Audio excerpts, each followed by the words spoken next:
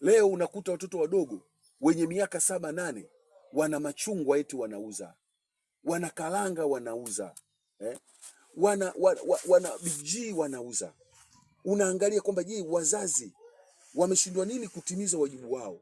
Mtoto mdogo haitakiwi afanye vile, lakini wakati mtoto mdogo anafanya vile, serikali ipo, wazazi wapo, jamii ipo, inaangalia na inachekelea.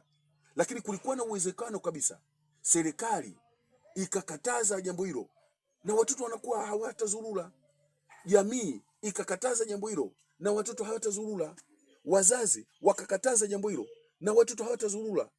Utakumbuka zamani kwenye sikukuu za Idi ama Krismasi, watoto kwenda kucheza kwenye sikukuu wanaongozana na wazazi, wanawashika mikono, wanakwenda katika mabanda mbalimbali, na inapofika muda wa kurudi nyumbani wanarudi nao. Je, sasa hivi tunafanya hivyo?